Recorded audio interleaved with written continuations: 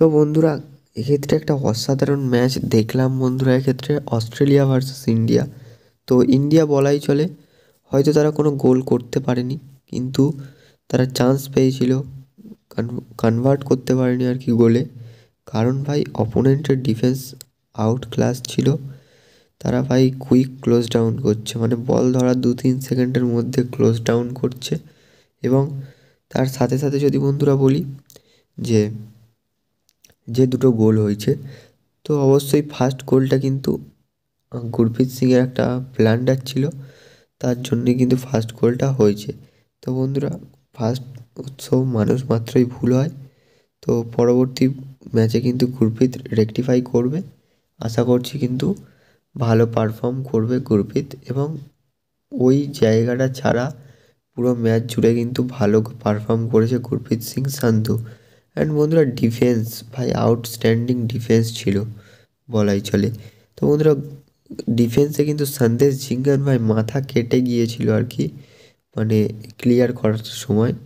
তাও কিন্তু সেই ব্যান্ডেজ করা অবস্থায় পুরো 90 মিনিট খেলেছে ভাই, আউট ক্লাস প্লেয়ার। তো সন্দেশ ঝিঙ্গানের কথা না বললেই নয়।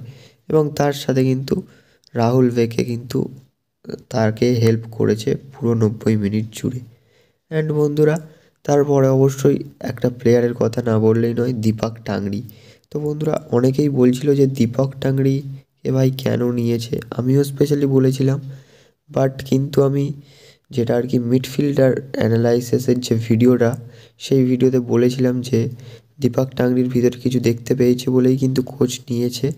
তো সেটাই হয়েছে, কিন্তু দীপক টাংরি ডেবিউ ম্যাচে আউটস্ট্যান্ডিং পারফর্ম করে বেরিয়ে গেল। তো বন্ধুরা, বছরে যদি এরকম 2-3টে করে বড় বড় টিমের সাথে ম্যাচ হয়, ইরাক, ইরান, সৌদি আরব বা কাতার ফাতার, এদের সাথে যদি ম্যাচ হয়, অবশ্যই কিন্তু ইন্ডিয়া ভালো পারফর্ম করবে বলাই চলে।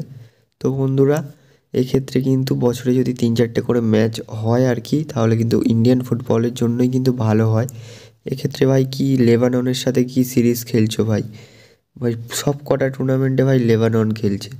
ভাই লেবাননের বদলে তোমরা একটা, বা অন্য কোনো দলের বদলে তোমরা একটা স্ট্যান্ডার্ড থেকে একটা দল ডাকো, ইরাক, ইরান বা অস্ট্রেলিয়া, সৌদি আরব, এদের মতো একটা বড় টিমকে ইনভাইট করো, বা তাদের সাথে ফ্রেন্ডলি খেলার জন্য অ্যাপ্রোচ করাও।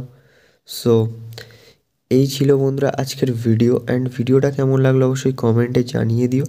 দেখা হচ্ছে বন্ধুরা পরবর্তী ভিডিওতে। তো বন্ধুরা, এবার দীর্ঘদিন মানে কয়েকদিন পরে কিন্তু ইন্ডিয়ার ম্যাচ রয়েছে, সেহেতু বন্ধুরা আইএসএলের আপডেটগুলো কিন্তু দেবো এর পরবর্তী ভিডিওগুলোতে।